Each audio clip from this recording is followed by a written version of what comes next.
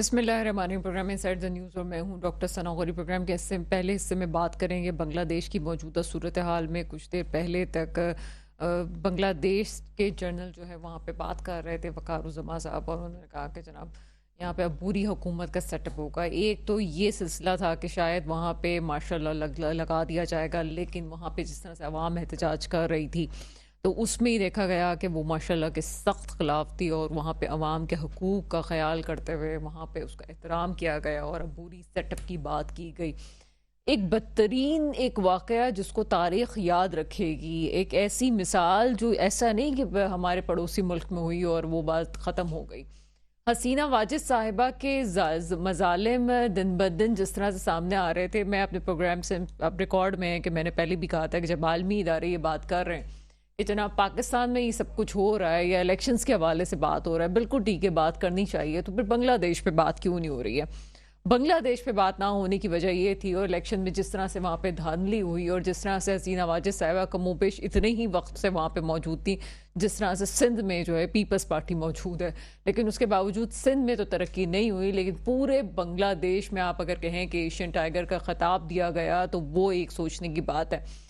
बांग्लादेश पे आलमी बात क्यों नहीं हो रही थी आलमी सतह पे? वो इसलिए कि बांग्लादेश इकोनॉमी की सतह पे अब बड़ा स्ट्रांग होता जा रहा था। वहाँ की जो फौज की पॉलिसी थी उसके साथ मिलके जो उनकी सिविल हुकूमत थी, उन्होंने एक ऐसा प्लान तरतीब दिया जिसकी वजह से उनका मुल्क तरक्की की राह पे गामजन हुआ। लेकिन ये एक और मिसाल है कि वहाँ पे कौन सा ऐसा निज़ाम चल रहा था, वो ऑथोरिटेरियन था, आप उसको डेमोक्रेसी कह सकते हैं, या इस्लाम के असूलों के तहत वहाँ पे कोई ऐसा निज़ाम चल रहा था कि जिसकी वजह से लोग उसका एहतराम करते। जब भी ऑथोरिटेरियन की जमहूरियत को आप डिक्टेटरशिप के पन्नी में लपेट के अवाम के सामने लेके आएंगे तो फिर आप जितनी भी तरक्की कर लें बात नहीं गलती।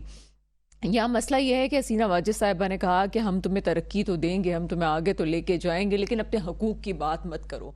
कोटा सिस्टम पे निकलने वाले नौजवान, और मुझे तो ये देख के भी बड़ी हैरत हो रही थी कि इस वक्त कोटा सिस्टम पे तो कराची वाले एक अरसे से आवाज़ें उठा रहे हैं, लेकिन ये सोचने वाली बात है कि वो कोटा सिस्टम पे निकलने वाले नौजवानों ने अपने तमाम हकूक़ की बात की और आखिरकार यहाँ पे हुकूमत के तख्तों को हिला के रख दिया, और जिसकी वजह से हसीना वाजिद साहब, ये बात मैं न्यूज़ में देख रही थी लेकिन बिल्कुल ठीक है, हसीना वाजिद साहब अपने प्यारों के पास वापस चली गई।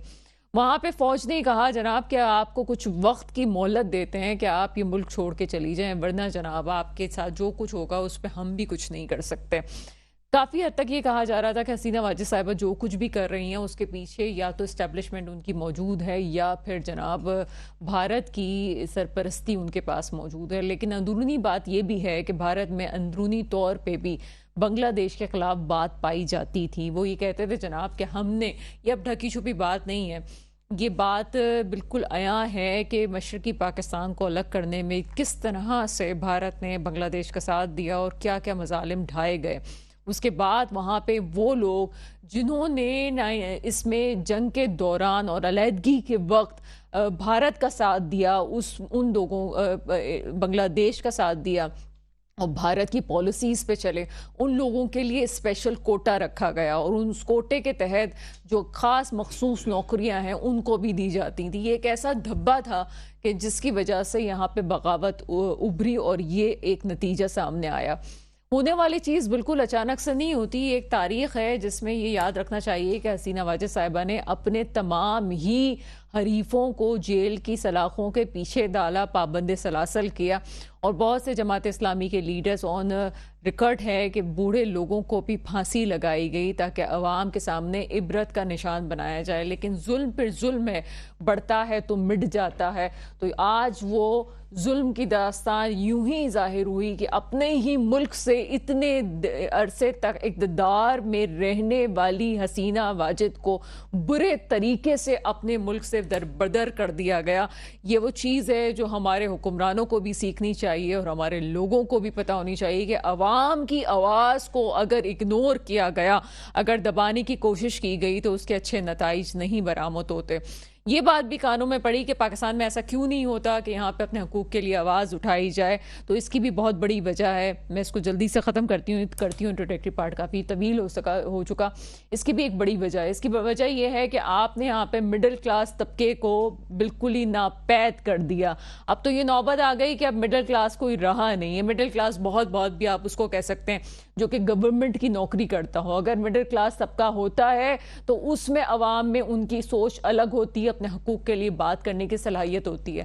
آج میری عوام روڈ پہ اس لیے بھی نہیں آتی کہ اس کو 2 وقت روٹی کمانے کا اور اپنا پیٹ بھرنے کا, اپنے بچوں کے پیٹ بھرنے کا خوف ہے کہ وہ کس طرح سے کام کریں گے, کیا کریں گے. اس وقت تو یہ حال ہے کہ اگر پیٹرول بڑھ جائے, راشن میں کوئی چیز بڑھ جائے یا بجلی کے ریٹ بڑھ جائیں تو وہ دبک کے چپ چاپ اس لیے بیٹھ جاتے ہیں کہ پہلے تو اپنے گھر کو دیکھ لیا جائے, کی کہانی بعد میں دیکھی جائے گی. یہ ایسا ظلم ہے کہ جو آگے بڑھے گا تو آگے حکمرانوں کو بھی سوچنا چاہیے کہ کیا نتائج اس کے برآمد ہو سکتے ہیں. بہرحال پالیسیز کو بہتر کرنے کا وقت ہے, دوسروں سے عبرت حاصل کرنے کا وقت ہے. بات کرتے ہیں تمام موضوعات پہ. میرے ساتھ موجود ہیں فاروق راڈی صاحب, آپ تجزیہ کار ہیں, اس پروگرام میں آپ کو ویلکم کریں گے. اور ساتھ ہی ساتھ اقبال اڈوانی صاحب نے مجھے جوائن کیا ہے, آپ تجزیہ کار ہیں, اس پروگرام میں آپ کو ویلکم کریں گے. کچھ دیر میں مجھے جوائن کریں گے آصف باجوہ صاحب, مسلم لیگ نون سے آپ کا تعلق ہے. آپ کی طرف چلتے ہیں فاروق راڈی صاحب. بہت کچھ آپ کی نظروں کے سامنے ہوا اور پہلے کے بھی ادوار میں آپ کو پتا ہے کہ کیا کس طرح سے چیزیں گئی. میں نہیں کہتی کہ ہمارا بھی کچھ قصور نہیں تھا, کچھ پالیسیز کا ہمارا بھی قصور تھا. آج حسینہ واجد کی پالیسیز کے حوالے سے آپ کیا کہیں گے؟ ایک طرف ایشین ٹائیگر, دوسری طرف اپنے ہی ملک سے دربدر ہو کے بھاگنا پڑ گیا, کیا کہیں گے؟ دیکھیں, پاکستان کے خلاف جو 1964 میں ایک سازش ہوئی تھی اگرتلا کی, یہ اگرتلا کی سازش جو 1964 سے پاکستان کے خلاف شروع ہوئی, اسی سازش کے تحت بنگلہ دیش بنا, مختلف آئینی کا قیام ہوا, اور آج اللہ اللہ کر کے 2024 میں ہم سمجھتے کہ اس کا اختتام ہوا. لیکن شیخ مجیب الرحمان نے ہمیشہ پاکستان کے خلاف, ٹھیک ہے مشرقی پاکستان کے ساتھ جو زیادتیاں ہوئی وہ اپنی جگہ ہے, لیکن شیخ مجیب الرحمان نے جو بھارت کے آشیرواد کے ساتھ پاکستان کے لیے جو کچھ کیا, وہ آج اس کی بیٹی ان سے بھی 2 قدم آگے تھی, اور انہوں نے جو ظلم و ستم ڈھائے ہیں بنگلہ دیش کے اندر, اور ایک مقصد یہ کہ جو ہر دھرمی اس نے جو قائم کی ہوئی تھی, اور ایک ڈکٹیٹر سے بھی زیادہ سخت, کیونکہ تمام ادارے ان کے کنٹرول میں تھے, یہاں تک کہ چیف آف دا آرمی ان کا اپنا پٹواری میں کہوں گے, یعنی جو بھی کہو ان کا اپنا ہی بندہ تھا, جوڈیشری پہ کنٹرول ان کا اپنا تھا, ہر چیز پہ ان کا کنٹرول تھا. لیکن ہم نے دیکھا, اور یہ ہماری دنیا کی تاریخ بتاتی ہے کہ زور زبردستی سے آپ کوئی چیز حاصل نہیں کر سکتے. وقتی طور پہ آپ اس میں کامیابی ضرور حاصل کر لیں گے. جنوری کے الیکشن میں جو زور زبردستی کر کے انہوں نے جو دھاندلی کی, اور جو الیکشن میں زبردستی کر کے اپنے حق میں فیصلے کیے, وہی ماڈل ہمارے یہاں پہ نافذ کیا گیا. بنگلہ دیش کا جنوری میں ان کے الیکشن ہوئے, فیبروری میں ہمارے الیکشن ہوئے, وہی ماڈل کو یہاں پہ لایا گیا. اور ہم نے دیکھا بہت سے وہ لوگ جن کی ضمانتیں ضبط ہو رہی تھی, صبح لوگوں نے اٹھ کے دیکھا تو وہ جیتے ہوئے تھے. فارم 47, تو جو فارم 47 کی گورنمنٹ یہاں پہ بھی بنی ہے, تو انہیں چاہیے کہ سپریم کورٹ کے اس فیصلے کی جو 8 ججز نے میجورٹی نے جو دی ہے اس پہ عمل درآمد کریں. آپ دیکھیں کہ پہلے بھی جب سپریم کورٹ نے یہ احکامات دیے تھے کہ آپ نے مئی میں الیکشن کروانے ہیں, انہوں نے نہیں کروائے. اب 8 ججز کا جو فیصلہ ہے وہ یہ ماننے کو تیار نہیں ہے, اس پہ عمل درآمد کرنے کو تیار نہیں ہے. تو مقصد یہ ہے کہ اس طرح کی ہٹ دھرمی کب تک چلے گی؟ تو میں سمجھتا ہوں کہ جب حکومت چاہے کہیں کی بھی ہو, بنگلہ دیش ہو, پاکستان ہو, یا دنیا میں کہیں بھی ہو, اگر وہ عوام کی منشا کے خلاف, عوام کے ووٹ کے خلاف, عوام کی اوپینین مرضی کے خلاف اگر زبردستی کی بنائی جائے گی, اس کی کوئی کریڈیبلٹی نہیں رہے گی. نہ آپ کے یہاں جب سیاسی استحکام نہیں ہوگا تو آپ کے معاشی استحکام کا سوال ہی پیدا نہیں ہوتا. آپ دیکھیں بنگلہ دیش میں کوئی ہم سے زیادہ معاشی طور پہ وہ مضبوط ہے, ان کی اکانومی ہم سے کہیں گنا اچھی ہے, लेकिन आज हमारे लोगों का हाल देखें कि उनकी तनख्वाह से ज़्यादा उनके इलेक्ट्रिक का बिल आ रहा है। सर हम बात करते हैं इस पे भी, आगे भी चलते हैं और थोड़ा सा इकबाल आडवाणी साहब से भी बात करें। इकबाल आडवाणी साहब, मुझे मसले जो पूछना मेरे जहन में जो चलता है वो ये कि शायद हम इस चक्कर में फंसे हुए हैं कि हमें हुकूमत किस सेटअप पे करनी चाहिए, जहाँ पे ये पाकिस्तान हो गया, बांग्लादेश हो गया, क्या हम अथॉरिटेरियन निज़ाम के फॉलोवर्स हैं और हम डेमोक्रेसी की तरफ जा रहे हैं और डेमोक्रेसी को नहीं चला पाते हम अगर वहाँ पे डेमोक्रेसी कहीं होती है तब भी हम नहीं चला पा रहे। बांग्लादेश की मिसाल से क्या समझते हैं? वहाँ पे भी एक ट्रायंगल चलता रहा है, कभी डिक्टेटरशिप, कभी खालिदा जिया, कभी हसीना वाजिद साहिबा। क्या समझते हैं कि क्या हुकूमत के सेटअप का प्रॉब्लम है या हमें समझना चाहिए कि हमें किस तरह से हुकूमतें करनी है? बात ये नहीं है, बांग्लादेश की जो प्रॉब्लम है वो डेमोक्रेसी से आप उसको कंपेयर नहीं करेंगे कि वहाँ डेमोक्रेसी नहीं थी, ऐसी बात नहीं है। वहाँ डेमोक्रेसी इस तरह की थी जैसे पाकिस्तान में एक तरह से है कि इस्टेब्लिशमेंट की सपोर्ट, इसमें इनकी बैकअप पे ये आखिरी इलेक्शन थी, से इससे पहले भी तो एक तकब्बुर आ गया था। अभी देखें प्रॉब्लम एक्चुअल क्या हुई है कि 2018 के अंदर इनका जो कोटा सिस्टम था वो कोटा सिस्टम किस तरह के था, जो 1971 की जो वॉर हुई थी उसके अंदर जिन लोगों ने हिस्सा लिया था, जो मुजीबुर रहमान के साथ थे, रजाकार जो थे, उनके बच्चों के लिए कोटा सिस्टम रखा गया था। सर एक सेकेंड है, ये उनकी बात करें जो मुक्ति बाहिनी थे, मुक्ति बाहिनी जिन्होंने कत्लेआम किया और जो शेख मुजीबुर रहमान के साथ थे, ये उनके लिए कोटा सिस्टम मांग रहे थे, लेकिन उन्होंने मुक्ति बाहिनी का नाम लिया। I am sorry, please. नहीं बात ये नहीं, मैं वो वहीं पे जा रहे थे। हाँ, जी, तो उनको उन्होंने कोटा सिस्टम उनके लिए बनाया गया था कि तो वो उसी की जमात थी एक तरह से, तो खालिदा हसीना वाजिद की जमात थी, इनके लिए कोटा सिस्टम रखा गया था। अब ये कोटा सिस्टम इस तरह था कि जैसे पाकिस्तान में आपने देखा था 1973-74 में हुआ था, फिर सिंध में रह गया, बाकी जगह खत्म हो गया, लेकिन उनका परसेंटेज बहुत ज़्यादा रखा हुआ था। लेकिन ये 2018 में ख़त्म हो गया था, 2018 में कोटा सिस्टम ख़त्म हो गया था। अब 2018 के बाद फिर दोबारा इनमें कोई हाई कोर्ट में किसी ने फाइल किया होगा और हाई कोर्ट ने दोबारा उसको बहाल कर दिया। एक्चुअल प्रॉब्लम ये थी, और हसीना वाजिद का सपोर्ट इसलिए था कि ये वो लोग थे जो इसकी जमात के लोग थे, तो इसलिए इसका सपोर्ट इनकी तरफ था। अब वो कोटा सिस्टम का ये इतना ज़्यादा था परसेंटेज कि आज के दौर में जो आप 2018 में ख़त्म करके 2024 में ला रहे हो, तो 6 साल का आपने वफ़ा ले लिया। उस वफ़े में तो काफ़ी चेंज हो गया, सोशल मीडिया बहुत एक्स्ट्रा हो गया, और अब वो लोगों को जॉब मिल रही थी, तो अब एक आप जो मेरिट पे जिनको जॉब मिल रही है उनके साथ नाइंसाफ़ी थी, और ख़ासकर स्टूडेंट, तो ये स्टूडेंट बाहर आ गए। और इसमें एक कहते हैं ना कि मेरा जो एक अंदाज़ा है, जो हसीना वाजिद जो मार खा गई वो एक तकब्बुर में आ गई कि मेरा कोई कुछ नहीं कर सकता, उसने ओपन कर दिया, ये मुझ में कोई डील नहीं करनी। यहाँ तक के आखिरी तो यहाँ तक हो गया था कि भाई जो लोग मरे हैं उनसे माफ़ी मांग लें और उनका हर्जाना अदा करें, कोटा सिस्टम थोड़ा परसेंटेज कम कर लें, एक सब है। लेकिन उनको तकब्बुर इतना था कि उनको कुछ सूझता नहीं था, क्योंकि इनके बैकअप पे यानी फौज वहाँ की इस्टेब्लिशमेंट थी। लेकिन वक्त के साथ साथ हालात चेंज हुए, और सबसे बड़ी बात जो यहाँ पर जो हुआ, अभी भी देखा जाए तो एग्जैक्ट भी फौज ने ही दिया है उनको। मैं यही बता रहा था क्या आप देखें पाकिस्तान का उनसे मवाजना हो नहीं पा रहा। वजह बताता हूँ मैं क्या, कि उनको फौज के सपोर्ट पे ही वो चल रही थी। अब फौज के अंदर थोड़ा डिवाइड हो गया इस मामले में। अब फौज तो कभी भी नहीं चाहेगी उनकी कि हमारे यहाँ डिवाइड हो, पुलिस ने भी ऑर्डर मानने से इनकार कर दिया। ये सिचुएशन जब क्रिएट हो गई तो इन्होंने इनको कहा कि भाई आप इस्तीफ़ा देते हैं और आप निकल जाएं। इनको मुझे बहुत कम टाइम दिया और ये इंडिया चली गई।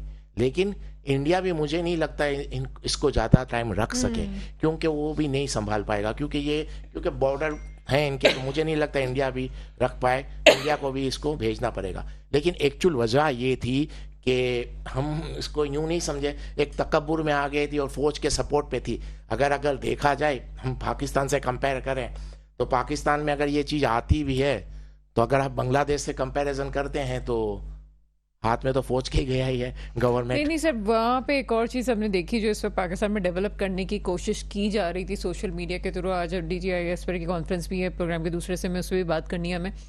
वहाँ पे फ़ौज के ख़िलाफ़ जो है वो बात भी की जा रही थी, यानी कि हसीना वाजिद साहिबा जो थी वो एक तरफ फ़ौज की सपोर्ट भी ले रही थी, दूसरी तरफ फ़ौज को अवाम में बदनाम करवाने की اور ان کو کم کرنے کی کوشش اس لیے بھی کر رہی تھی تاکہ ان کی جو بھارت کے ساتھ ان کی جو رشتہ ہے وہ قائم رہ سکے. لیکن آف کورس آخر میں یہ بھی آج پاکستانیوں کے لیے یہ بھی سوچنے والی بات ہے کہ جب آپ کے سیاستدان جب بھاگیں گے نا تو آپ اپنی فوج کے ساتھ ہی کھڑے میں ہوں گے. یہ بھی مطلب یہی میں کہہ رہا ہوں ابھی بھی فوج کا دیکھیں یہ جو جنرل صاحب ہیں قمر الجمال صاحب یہ مجھے لگتا ہے 2 مہینے ہوئے ہیں چیف آف آرمی اسٹاف بنے, اور یہ ان کی جو وائف ہے وہ حسینہ واجد کی کزن ہے میرے خیال میں, تو رشتہ داری تھی جس کی وجہ سے ان کو اسپیس دی گئی, ورنہ اتنی اسپیس بھی نہیں ملتی. لیکن پھر بھی میں نے آپ کو کہا فوج جو ہے وہ سب کچھ برداشت کر لیتی ہے, لیکن جب وہ اس کو یہ محسوس ہوتا ہے کہ ہماری فوج ڈیوائڈ ہو سکتی ہے اس معاملے میں تو پھر وہ کمپرومائز نہیں کرتی, اور یہی وجہ ہوا. اور حسینہ واجد مجھے لگتا ہے کیلکولیٹ نہیں کر پائی یا تکبر میں تھی, کیونکہ ان کی کافی اسٹرانگ پوزیشن تھی. اگر یہ اگر تکبر میں نہیں آتی اور ان کے مطالبات تھوڑے مان لیتی, تھوڑے اپنے مناتی, تو مجھے نہیں لگتا کہ کوئی زیادہ ٹائم لگتا, کیونکہ یہ کسی سیاسی پارٹی نے نہیں کیا. یہ وہ لوگ جو جن کو افیکٹ ہو رہا تھا, جو افیکٹڈ لوگ تھے وہ نکلے تھے. ہمارے یہاں کوئی دوسرا پرابلم ہے, وہاں ہمارے یہاں یہ پرابلم ہو سکتی ہے اگر ایک لمٹ سے زیادہ ہم نے مہنگائی بڑھا دی یا جو ہو رہا ہے. تو یہ سیاسی پارٹی کا کام نہیں ہے, یہ اسی طرح سے عوامی انقلاب آئے گا اور چینج ہوگی کوئی بھی چیز. باقی آپ سمجھ لیں کہ پی ٹی آئی وہ کچھ نہیں کر سکتی. پی ٹی آئی کی آج یہ پوزیشن نہیں ہے کہ وہ سڑک گرم کر سکے. ہاں ایسے کوئی پرابلمس ہوں گے جیسے چل رہے ہیں الیکٹرک کے پرابلم چل رہے ہیں, اس طرح کے کوئی پرابلم جماعت نہیں اسلامی اس وقت باہر ہے. ہاں اس پہ اگر ہوگا, لیکن آپ کو پاکستان میں ابھی بھی کوئی سیاسی پارٹی اس حد تک نہیں ہے کہ اتنا بڑا انقلاب لا سکے. بالکل ٹھیک, وہ بالکل نفات اللہ آپ نے تجزیہ کیا ہے. میں ہمیشہ پی ٹی آئی کے بارے میں بھی کہتی ہوں کہ ٹھیک ہے کسی کی طرف جھکاؤ کسی کا ہو سکتا ہے, لیکن سمپیتی کا ووٹ بڑا امپورٹنٹ ہے. جس طرح سے عوام اس وقت پسی ہوئی ہے تو وہ بھی ایک وجہ ہے کہ تمام لوگ پی ٹی آئی کی طرف دیکھ رہے ہیں کہ شاید کوئی ریلیف مل جائے. اس کا مقصد ہرگز یہ نہیں کہ 3 سال کی 7 مہینے کی حکومت بڑی اچھی رہی. آصف باجوہ صاحب میرے ساتھ موجود ہیں, مسلم لیگ نون سے آپ کا تعلق ہے. پروگرام میں آپ کو ویلکم کرتے ہیں. آصف باجوہ صاحب, آصف باجوہ صاحب ہمارے ساتھ موجود ہیں. چلیے اسٹوڈیو میں ہماری آواز, جی باجوہ صاحب آپ کو میری آواز آ رہی ہے؟ مجھے آپ کی آواز تو آ رہی ہے لیکن بہت تھوڑی آواز آ رہی ہے, جیسے دور سے ذرا مائک پلیز قریب کر لیں. چلیں ٹھیک ہے جناب, بہتر کر دیتے ہیں اسٹوڈیو میں. آصف باجوہ صاحب کیا سمجھتے ہیں اس وقت جو بنگلہ دیش کی صورتحال ہے, کیا کامنٹ کریں گے اس پہ؟ بسم اللہ الرحمن الرحیم. آپ کا بہت شکریہ, آپ نے مجھے وقت دیا. آج صورتحال یہ ہے کہ بنگلہ دیش میں جس شخص کو وہ بابا قوم کہتے تھے, جس کو بابا بنگلہ دیش کہتے تھے, اس کے مانومنٹس کو, ان کی تصاویر کو, ان کے جہاں پہ مجسمے نصب تھے, آج ثابت کر دیا. میں یہ سمجھتا ہوں بینگ پاکستانی سٹیزن, آج لوگوں نے یہ ثابت کر دیا کہ اس کا یہ فیصلہ غلط تھا. شیخ مجیب نے اگر ایک انڈیپینڈنٹ یا پاکستان سے علیحدگی اختیار کر کے کوئی اچھا فیصلہ نہیں کیا تھا. میں نے آج تک کبھی یہ نہیں دیکھا کہ کسی بھی کنٹری کا کوئی فاؤنڈر ہو, کسی بھی ملک کا کوئی بانی ہو, تو اس کو اس کے عوام نے اس طریقے سے تصدیق کی ہو.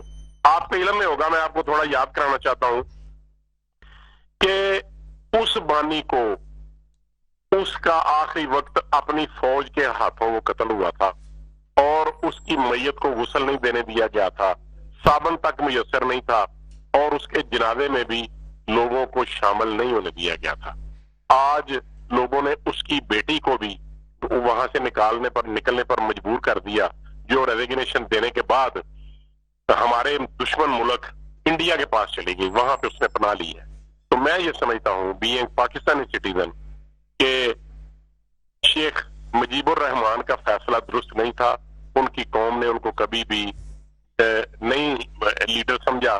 تو آج بھی قومیں اگر اس طرح کیوں کرتی ہیں؟ آپ ایک طرف کہہ رہے ہیں کہ انہوں نے اپنے فاؤنڈر کس کے ساتھ ایسا کر دیا, کچھ ملے جلے واقعات نہیں لگ رہے جناح اس میں بھی کوئی گھس گیا تھا, وہ غلط تھا, بالکل غلط تھا. آج وہ اپنے فاؤنڈر کے ساتھ پتلے توڑ رہے ہیں تو وہ آپ کو ٹھیک لگ رہا ہے؟ دیکھیں پالیٹکس میں پارٹیز ہوتی ہیں. ایک پارٹی برسر اقتدار ہوتی ہے, دوسری پارٹی حزب اختلاف ہوتی ہے, اپوزیشن ہوتی ہے. اپوزیشن کا کام ہے کہ گورنمنٹ کے جو غلط کام ہوں, جو گورنمنٹ ملک کی بہتری کے لیے کام نہ کر سکے, جو گورنمنٹ جو ہے اپنے عوام کے مسائل کا حل نہ کر سکے, اس کو تو لوگ کرتے ہیں جو چاہیں کریں, اس میں کوئی شک نہیں. پاکستان کی تاریخ گواہ ہے, پاکستان میں بھی لوگوں نے ایوب خان کے خلاف ہڑتال کی, ایوب خان کو خلاف سخت باتیں کی اور اس کو مجبور کر دیا. اسی طریقے سے ہی پاکستان کے طالب علم باہر نکلے تھے پریزیڈنٹ ایوب خان کے خلاف, تو وہ چھوڑ کے ریزائن دے کے چلے گئے. اس کے بعد ایک اور ہمارے سیاسی لیڈر تھے, ان کے خلاف بھی سٹرائکس ہوئی, ان کے خلاف بھی لوگوں نے پاکستان قومی اتحاد بنا اور ان کے خلاف بھی اس طرح کے جلسے جلوس ہوئے اور مارشل لا لگا دیا گیا. لیکن میرے کہنے کا, being political worker, being Pakistani citizen, میں یہ سمجھتا ہوں کہ اگر کوئی قوم اپنے فاؤنڈر کو اس طریقے سے اس کی تضحیق کرے, اس کے مانومنٹس کو, ان کے مجسموں کو, ان کی ساری چیزوں کو برباد کر دے, تو اس کا مطلب یہ ہے کہ پاکستان یا وہ کنٹری نے ان کے اس فیصلے کو ثابت کیا کہ اس نے یہ فیصلہ جو کیا تھا وہ غلط کیا تھا. باقی یہ ایک ملک کی جو ساورینٹی ہے اس کا معاملہ ہے. اور ایک بات میں یہ آپ کو کہہ دوں کہ دیکھیں پاکستان میں بھی سیاست ہے, وہاں پر بھی ہے. آج چلیے تو ثبوت ملا کہ بھائی بھائی لگ رہے تھے, ہم جس طرح سے وہ بکری اٹھا رہے تھے, کوئی بطخ اٹھا کے جا رہا تھا گھر میں سے, وہ لگ رہا تھا کہ بھائی بھائی تو ہیں ہم. آج ثبوت مل گیا کہ مشرقی پاکستان کا مغربی پاکستان کا مسئلہ غلط نہیں تھا.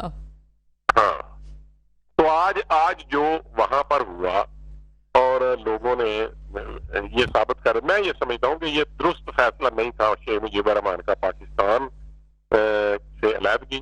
اس فیصلے کو ان کے عوام میں بھی ترجیح نہیں ہوئی, اور آج بھی عوام جو ہے وہ پاکستان کی پالیسیوں کو, قائد اعظم محمد علی جناح کی بات کو انہوں نے سچا ثابت کیا ہے, اور پاکستان کی سیاست اس کی سیاست سے بہتر ہے.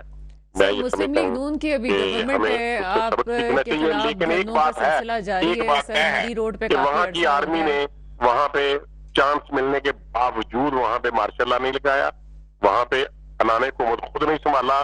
اور ایک بات یہ دیکھیں, انہوں نے خالدہ ضیاء کو جیل کے اندر رکھا ہوا تھا, بیہائنڈ بار تھی, آج ان کے پریزیڈنٹ نے ان کو وہاں سے ریلیز کر دیا. خالدہ ضیاء ہو گئی, جماعت اسلامی ہو گئے, تمام لوگوں کو جو ہے وہ انہوں نے ریلیز کر دیا, سب لوگوں کو ریلیز دیا. اس کا مطلب یہ تھا کہ شیخ مجیب کی جو پارٹی تھی اس کو آج لوگوں نے اس کی تہس نہس پھیر دی ہے, ان کا وجود ختم کر دیا ہے, ان کو اپنے ملک سے بھاگنے پر مجبور کر دیا ہے. یہ بالکل شیخ مجیب کی پالیسیوں سے اور ان کی پارٹی کی پالیسیوں سے. چلیے ساتھ ہی رہیے گا آصف باجوہ صاحب, آپ کی طرف اقبال اڈوانی صاحب آپ کی طرف آؤں گی. میں بات کر رہے تھے وہ اپنے فاؤنڈر کی, میرے خیال ہے کہ وہ باریک بات نہیں سمجھ سکے. ایک طرف ہم ان کے عمل کو ہم کہہ رہے ہیں کہ حسینہ واجد کا نے غلط کیا ہے اور ان کے خلاف جو ہونا تھا, ٹھیک ہے, حسینہ واجد صاحبہ کی پالیسی ایک سول ڈکٹیٹر کی تھی اور ہونا چاہیے تھا. ہم بھی تو اسی طرف بڑھ رہے. جنا ہاؤس میں ہم نے کچھ ایسے ہی مناظر دیکھے تھے کچھ عرصے پہلے جو کہ نہیں ہونا چاہیے تھا, اور ابھی جس طرح سے مری روڈ پہ دھڑنے جا رہی ہیں, تو سبق تو لینا چاہیے کسی کو بھی کہ جناب آگے اگر کچھ ایسا سلسلہ ہوتا ہے تو کب تک اس طاقت کو روکیں گے اور کب تک اس معاملے کو روک سکتے ہیں. دیکھیں, پہلے تو میں آپ کو یہ جواب دے دوں فاؤنڈر کے حوالے سے کا. دیکھیں, حسینہ واجد کا اور مجیب کا کوئی کمپیریزن نہیں ہے, وہ فرق ہے. بنگلہ دیش بنا وہ اس وجہ سے نہیں, آج ان کی جو لڑائی تھی یہ اس وجہ سے نہیں تھی کہ پاکستان سے آزادی کیوں حاصل کی, ان کے اپنے حقوق کے لیے لڑے ہیں, وہ بات ایک الگ ہو جاتی ہے. اگر آپ دیکھیں کہ پاکستان نے کتنی ترقی کر لی تو کمپیریزن یوں بھی نہیں بنتا, لیکن یہ بات نہیں ہے. فاؤنڈر کو انہوں نے جو کیا غلط ہے, جذبات میں آگے کر گئے, لیکن کمپیریزن نہیں ہے. اور مجیب الرحمان کو تو ان کی فوج نے ہی مارا تھا, اور جب ان کے پورے خاندان کو مار دیا گیا تھا, شاید حسینہ واجد سب انڈیا میں تھی یا کوئی لنڈن میں تھی تو بچ گئی. تو باقی یہ ہے ہسٹری ان کی, کمپیریزن نہیں ہے. وہ تو ایک وقت میں فاطمہ جناح کے بھی پولنگ ایجنٹ رہ چکے ہیں, چیف پولنگ ایجنٹ. ان کی پالیسی اور ان کی پالیسی, بیٹی اور باپ اتنا سال ہو گیا, فرق ہے. اب رہا سوال آپ نے 9 مئی. دیکھیں 9 مئی کے حوالے سے ہمارے ساتھ ہماری بدقسمتی یہ ہے کہ ابھی تک 9 مئی کے جو کردار تھے جو اس میں انوالو تھے ان کو ابھی تک سزا نہیں ہوئی. یہ سب سے بڑا پرابلم ہے. آپ دیکھیں یو کے اندر جو ابھی فسادات ہو رہے ہیں, جھگڑے ہو رہے ہیں, ان کی گورنمنٹ نے 24 آورز الاؤ کر دیا کہ کورٹ کھولے اور ان کو فیصلہ کریں. تو ابھی کتنے हफ्ते 4 दिन हुए और इनके जजों ने फैसले शुरू कर दिए, सजाएं देना शुरू कर दिए। हमारे साथ क्या हो रहा है, अभी तक उनका नहीं हुआ। वो ये तो मतलब सिविल यानी शोरूम, सुपरमार्केट, मॉल पे हमला किया है, उनको सजा देना इन्होंने शुरू कर दिया है। हमने तो अपनी फौजी तनसीबात पे अटैक किया 9 मई को, और उस पर अभी तक फैसला नहीं हुआ। तो हम लोग हर चीज़ में बहुत पीछे हैं, हम फैसले ही नहीं कर पा रहे हैं। देखा जाए तो नाइंसाफ़ी है। तो फौज और आके अगर बोल रहे हैं आज भी प्रेस कॉन्फ्रेंस की, तो अपनी जगह सही है कि जब तक 9 मई की प्रॉब्लम सॉल्व नहीं होगी, 9 मई में जो इन्वॉल्व हैं उनको सज़ा नहीं होगी, बात आगे बढ़ेगी नहीं। अब ये सज़ा किसको देनी है आपको पता है।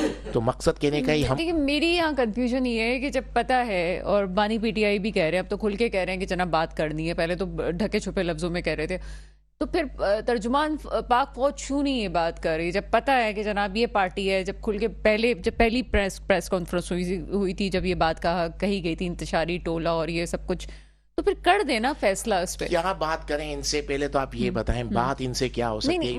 मैं सजा के पॉइंट ऑफ व्यू पे कह रही हूँ। सजा के पॉइंट ऑफ व्यू से तो ये तो नाम क्यों नहीं लेते, अब तो नाम ले लेना चाहिए जो ना। ये तो जो कोर्ट में जो मांग रहे हैं कि कोर्ट में फैसले नहीं हो रहे ना, तो इसमें हमारी फौज क्या कर सकती है। कोर्ट में फैसले रुके हुए हैं, कोर्ट फैसले नहीं कर पा रही इनकी तरफ से। तो ये तो कहते हैं मिलिट्री कोर्ट को दे दें, क्योंकि हमारी तनसीबात पे अटैक हुए हैं, हमको फैसला करने दें। तो आप दे दें इनको फैसला करने के लिए। आप इनको फैसला करने भी नहीं दे रहे, खुद भी फैसला नहीं कर रहे। यहाँ ही डेड लोग आ रहा है ना, खुद से फैसला नहीं हो रहा, आप इनको दे दो, इनको भी आप करने नहीं दे रहे। और इनकी तनसीबात पे अटैक हुआ है, तो ये तो इस पर कंप्रोमाइज़ कर ही नहीं सकते। अगर इस पर कंप्रोमाइज़ करेंगे तो कल इनकी तो ख़त्म हो गई ना, पाकिस्तान की फौज ही खत्म हो गई, डिफेंस खत्म हो गया, तो किस तरह मुल्क चलेगा।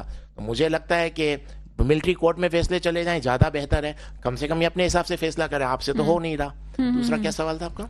जी मैं इनकी तरफ आती हूँ, फारूक राठी साहब की तरफ। फारूक राठी साहब, तहरीक इंसाफ जो है वो ये जो सिलसिला सारे चल रहे हैं, अब एक तरफ तो अपने हकूक की जंग लड़ रही है। जमात इस्लामी जो है इस वक्त हुकूमत के खिलाफ बाहर निकली हुई है, महंगाई के खिलाफ कहना चाहिए, हुकूमत के खिलाफ नहीं कहना चाहिए। तहरीक इंसाफ अगर इतनी बड़ी पावर है तो वो अपनी पावर शो करते हुए उनके जितने लोग हैं वो क्यों नहीं महंगाई के खिलाफ बाहर आते हैं? देखें, पहले तो मैं ये 9 मई की बात जरा एक कर लूँ। 9 मई की सारी फुटेजेस ऑन रिकॉर्ड है, हम सबके पास वो फुटेजेस मौजूद हैं। हमने अपनी आंखों से देखा, वो सरकारी ट्रकों में से लोग उतर के जो उस तरफ जा रहे थे और इंस्टिगेट कर रहे थे लोगों को। आप उन तमाम लोगों को गिरफ्तार करें, उनकी इंक्वायरी करें। और मैं एज ए सिविलियन जो ये बात कर रहे हैं मिलिट्री कोर्ट की, देखिए अगर वो फौजी तनसीबात थी, हम उसकी मजम्मत करते हैं, जिसने भी किया है, ठीक है। आप मुझे बताएंगे कोर कमांडर हाउस से सिक्योरिटी सब कहाँ चली गई? क्या ये पीटीआई वालों ने निकाल के उनको बाहर किया? सर मेरी बात सुने, जिसके पास ताकत होती है ना, उसका ताकत का एक पैमाना ही होता है कि वो अपनी ताकत को इस्तेमाल नहीं करता निहत्ते लोगों पे। मुझे एक वो सवाल का क्या जवाब आप दे क्या दें समझते हैं कि वो फायर खोल देते अपने लोगों के ऊपर? क्या करते हैं वो? उनके पास ही था सर। कमांडर की सिक्योरिटी जो थी वो कहाँ चले गए थे? सब कहाँ थे? सर वो तो कोई सिक्योरिटी नहीं वाला था। जो बंदा, आपके साथ फुटेज आपने देखी होगी तो आपको याद होगा कि वहां लोग जो खड़े हुए थे, सिक्योरिटी वाले जो फौजी जवान खड़े हुए थे, वो चुपचाप रहे, उन्होंने कुछ नहीं किया, क्योंकि वो चाहते तो ताकत दिखा सकते थे। ये भी आप सोचो ना सर। कितने लोग थे वहां? कितने फौजी थे? आप एक कोर कमांडर की सिक्योरिटी के लिए अगर 20-25 अगर फौजी आप कहें, वहां तो सैकड़ों की तादाद में होते हैं, होने चाहिए। सर मुझे नहीं पता कि कितने फौजी सिक्योरिटी पे होते हैं। कोर कमांडर खुद हमारी सिक्योरिटी के लिए है, तो उसकी सिक्योरिटी पे कितने फौजी होंगे ये मुझे नहीं पता कि कितने जवान मौजूद होंगे। हमारे मुल्क की बदकिस्मती है कि जो लोग इन्फोर्सिंग, जो भी, मैं फौज की बात नहीं कर रहा हूँ, इन्फोर्सिंग एजेंसी होती है। आप देखें एक एसपी के साथ 3 पीछे सिक्योरिटी गाड़ियां चल रही सर जिना हाउस की तरफ ले जाने का तुक क्या बनता था? मुझे ये समझ में नहीं आता, जिसने भी किया मौका क्यों दिया जिना हाउस की तरफ जाने का तुक क्या बनता था? कोर कमांडर हाउस में कोई था नहीं था, ये तो बात ही नहीं है ना। देखिए बात ये है, ये एक साजिश हुई है, मुल्क के साथ हुई है, और इसमें जो भी है, मैं फौज को नहीं कह रहा हूँ, लेकिन जिसने भी ये प्लान किया हुआ था पहले से, वो प्लान पूरा इनको पता था कि इमरान खान को गिरफ्तारी पे लोग बाहर निकलेंगे, और जो शर पसंद जो भी थे, चाहे वो हुकूमत में थे चाहे हुकूमत के बाहर थे, उन लोगों ने एक प्लान बनाया, और वो प्लान उन्होंने पीटीआई के खिलाफ यूज करना था। यास्मीन राशिद ट्रक पे बैठ के वो कह रही है सर कि छोड़ वहां दें, पे मत जाओ। अभी हम बांग्लादेश वाली बात कर रहे हैं। दोनों बांग्लादेश जमातों का नहीं, मैं दोनों जमातों की, दोनों की हम दो कौमी नजरिए पे अलग हुए हैं ना, दो कौमी नजरिए थे जिन्होंने हमें जो है वो अलग किया।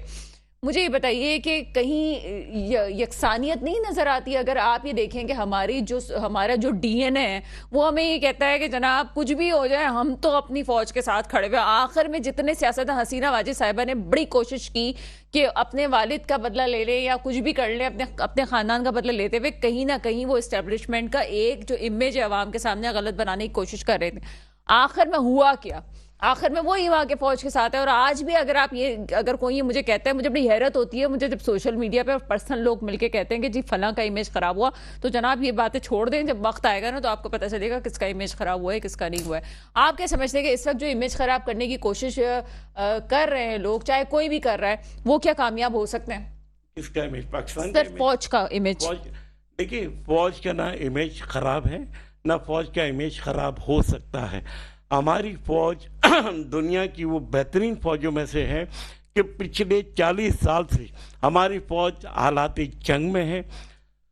मैं खराज तहसीन पेश करता हूँ उन हमारे सोल्जर्स को, उन हमारे फौजियों को जो बॉर्डरों पे अपनी जानों का नजराना दे रहे हैं। उन्होंने अमेरिका का मुकाबला किया, उन्होंने सोवियत यूनियन का मुकाबला किया, उन्होंने दुनिया की बड़ी से बड़ी ताकत का, और 40 साल से वो हालात जंग में है। ये बैरक की फौज नहीं है। तो यही वजह है कि हम और आप इस स्टूडियो में बैठ के सुकून से अपना प्रोग्राम कर रहे हैं। अगर हमारी फौज मजबूत ना होती तो पता नहीं क्या होता।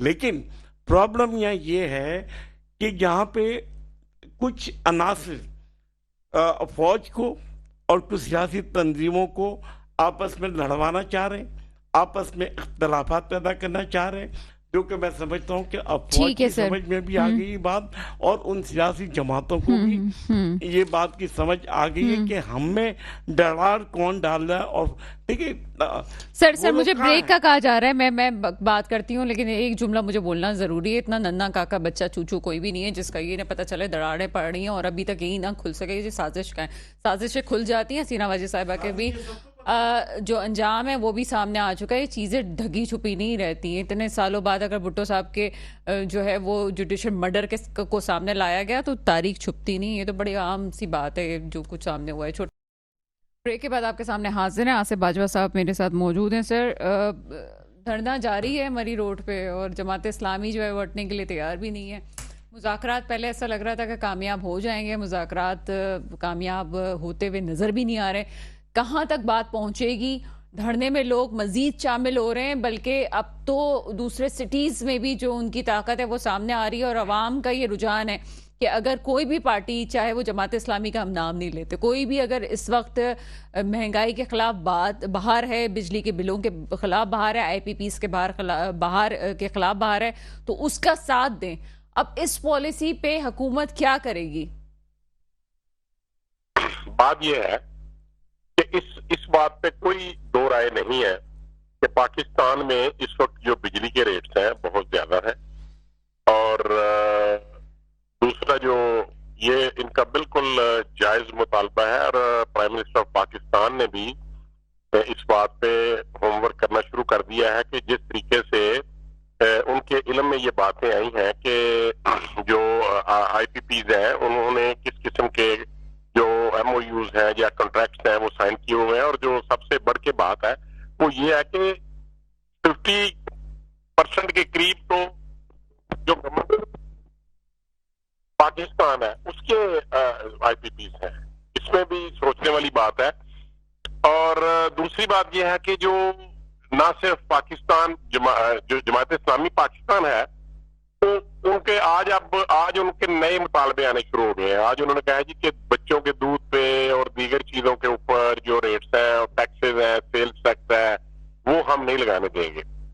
तो उनको सब बातें जो है, ये देखें, आप अगर एक्स पार्टी बन के बात करेंगे तो फिर अब मसाइल जो है ना वो हल नहीं हो सकेंगे।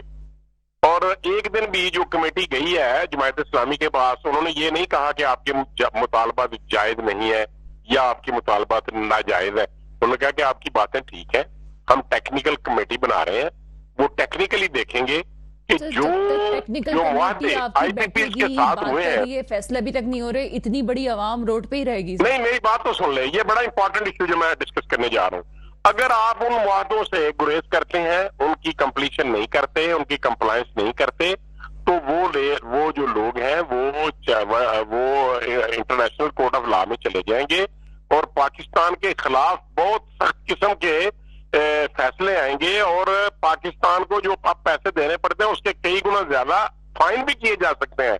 ये बात भी उनको मद्देनजर रखनी चाहिए कि हम इस तरीके से एक पार्टी को, जमायत इस्लामी को, जिनकी कोई पाकिस्तान की पार्लिमान में मार्क्सवादी जो जमायत इस्लामी के अमीर हैं, उनकी एक अपनी सर मैंने ये बात आपसे सवाल पूछते हुए कही थी कि अवाम उनके साथ खड़ी हुई है। अवाम खुद, अगर मुझे भी मौका मिले तो मैं आज कहूंगी कि जनाब ठीक है, मुझे भी अपना हिस्सा डालना चाहिए। मैंने मैडम पहले अर्ज किया कि पाकिस्तान मुस्लिम लीग नून या हुकूमती पार्टी की कमेटी के किसी शख्स ने ये नहीं कहा कि आपके मुतालबात नाजायज हैं या हम आपकी बात मानने को तैयार नहीं है, लेकिन हमने वे आउट निकालना है, हमने कोई रास्ता निकालना है जिससे IPPs जो है वो इंटरनेशनल कोर्ट ऑफ लॉ में ना जाए और हमें जुर्माने ना हो। और दूसरे नंबर पे IMF को जो है कि हमने इतने लोन लिए हुए हैं, हमने वापस कैसे करने हैं, उसके बाबद भी ये सारी चीजें टेक्निकली जो लोग रिकॉर्डिंग हमने हाथ से वो कर दिया, इसमें हमने इतने जुर्माने दे दिया, वो क्यों नहीं? मियां शहबाज शरीफ साहब की ये ख्वाहिश है कि हम फौरी, उसमें हमने जो जुर्माने भरे वो किसका कसूर है सर रिकॉर्डिंग में? ये तो फिर IPPs वाला मसला है। जब हम वजीर आजम की तामीर में इतने पैसे, वजीर आजम हाउस की तामीर में इतने पैसे लगा सकते हैं, उल्टी सीधी चीजों पे हम जो है वो लाखों करोड़ों अरबों रुपए खर्च कर सकते हैं, तो ये जुर्माना क्या चीज है सर हमारे लिए? कोई नई चीज नहीं बनाई जा रही, कोई नई चीज नहीं ली जा रही, कोई खरीदारी नहीं की जा रही, कोई नई गाड़ियां नहीं ली जा रही, प्रोटोकॉल कम कर दिया गया है, सिर्फ सिक्योरिटी के मामलात हैं। और अगर जो देखें प्राइम मिनिस्टर हाउस में इंटरनेशनल लेवल के दूसरे सरबराहान ममलक आते हैं और अगर आप वहां पर मेंटेनेंस नहीं करेंगे, वहां की जरूरियत का ख्याल नहीं रखेंगे, तो जो वज़राए मुमलकत आते हैं, जो सदूर आते हैं, जो डेलीगेशन आते हैं, जिनकी इंटरनेशनल लेवल पे मीटिंग्स होती हैं, बड़े बड़े मुआहदे जो है वहां पे बैठ के होते हैं, वहां पे डिस्कशन होती हैं, तो ये आम रूटीन की चीजें हैं और ये इसमें कोई एक्स्ट्रा एक्सपेंडिचर मियां शहबाज शरीफ साहब ने जो है ना वो नहीं गवर्नमेंट से लिए और उन्होंने इसका कोई जाती मुफाद नहीं लिया, उनकी कोई जाती मलकियत नहीं है जहां पे वो फंड लगाए जा रहे हैं। ये एक सिस्टम है और उस सिस्टम के तहत एनुअली जितने पैसे खर्च होते हैं वो तो होंगे, जो वहां पे मुलाजमीन है, वहाँ की जो मेंटेनेंस है, वहाँ के चलिए जो सर, बहुत शुक्रिया आपका जवाब हमारे पास आया और इंशाल्लाह ताला नेक्स्ट प्रोग्राम में भी आपका जवाब लेने की कोशिश करेंगे। आपकी तरफ आएंगे फारूक राठी साहब। मसाइल आपके सामने, जवाब आपने हुकूमत का सुन लिया, क्या कहेंगे? वही कह रहे हैं जी हमारा तो मसला नहीं है वजीर आजम हाउस का। मुझे तो UK का जो है वो उनके जो प्राइम मिनिस्टर है उनका फ्लैट याद आ रहा है, जो वो जहाँ वो खुद चाय बनाते हैं और खुद काम कर रहे होते हैं।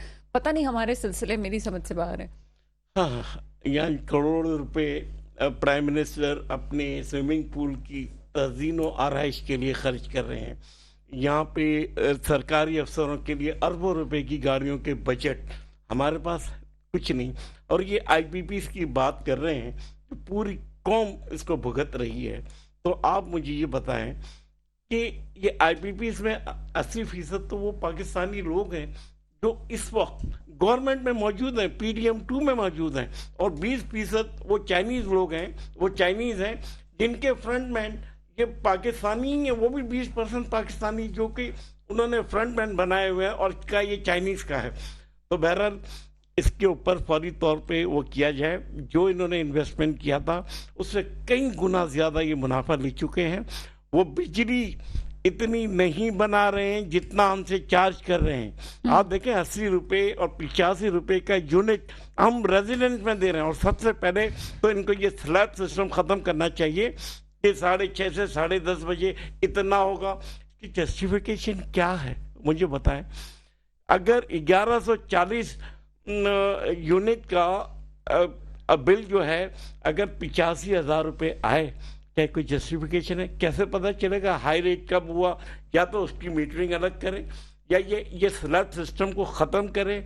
ये हाई रेट जो लेते हैं कि 6 से 10 बजे तक हम ये रेट चार्ज करेंगे, और उसके बाद ये सारा फ्रॉड है, और इसी पे ये लोग सारा पैसे बना रहे हैं और इनको कोई पूछने वाला नहीं। चलें सर, ठीक है। इकबाल अडवाणी साहब आपकी तरफ आते हैं। एक जो उन्होंने टेक्निकल बात की, उन्होंने कहा कि हमें जुर्माने देने पड़ेंगे, आप क्या कमेंट करेंगे इस बात पे? देखिए, जो पाकिस्तानी कंपनियां, इसमें दो चीज़ों को आप डिवाइड कर ले। जो पाकिस्तानी कंपनियां हैं उनसे तो आप बात कर सकते हैं, वहाँ तो जुर्माने वाला मामला नहीं बनेगा, क्योंकि आप उनको ऑन बोर्ड लें, क्योंकि उन्होंने कमाया भी बहुत है। हाँ, कुछ चाइनीज़ कंपनी हैं जो पहले भी मना कर चुकी है, आप उसको भी छोड़ दें, वो इतनी नहीं है, 20, 25, 30% होगी। पहले जो हमारे पास पाकिस्तानी है उनसे तो हम बात कर सकते हैं कि उनको तो आप कन्वेंस कर सकते हैं कि भाई हम नहीं दे सकते, वो तो किसी इंटरनेशनल कोर्ट में नहीं जाएंगे, पहली चीज़। लेकिन मसला ये है कि वो जो हैं वो इन्हीं के डोनर हैं, एक तरह से इनको इलेक्शन में सपोर्ट करते हैं, इनका खर्चा उठाते, तो इसलिए उनके खिलाफ एक्शन नहीं लिया जा रहा, ये एक चीज़ है। और उस वक्त जो ये मुआहदे हुए थे वो उस वक्त इतने गलत हुए थे, तो उस वक्त किस टीम कौन से लोग इन्वॉल्व थे उनके ऊपर आप जुर्माना करें, जितना खसारा हुआ आप उनसे लें, जो नुकसान हुआ, जो उस वक्त की जो टीम थी जो ये मुआहदे कर रहे थे। और बाकी पाकिस्तानी उनको आप ऑन बोर्ड लेकर उनसे बात कर सकते हैं। और बाकी रहा सवाल, अब सवाल कहाँ आता है कि टैक्सेस भर रहे हैं, हम IMF के मुआहदे में चले गए हैं, हमें प्रॉब्लम्स है। लेकिन सबसे बड़ा सवाल है इनकी मराद क्यों कम नहीं हो रही। एक आम आदमी अगर देखेगा कि ये सेक्रीफाई दे रहे हैं तो वो सड़क पे नहीं आएगा, इनकी मराद क्यों कम नहीं हो रही। अभी जो बजट बना था तो इनको तो और सपोर्ट मिल गया, जो गवर्नमेंट सर्वेंट थे और जो सैलरी क्लास थे उसके ऊपर टैक्स बढ़ा दिए।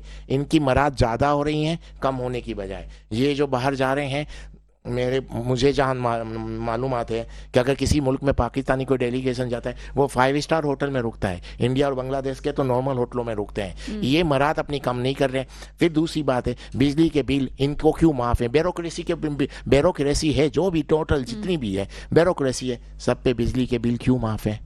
इनको क्यों इतना प्रोटोकॉल दिया जा रहा है, इनको क्यों इतनी सपोर्ट की जा रही है, वो तो आप ख़त्म करें। जब जिस दिन आप ये ख़त्म करेंगे, आवाम के पास आम आदमी नहीं लड़ने जाएगा, वो यही चीज़ देख रहा है कि इनके साथ क्यों इतनी रियायत दी जा रही है।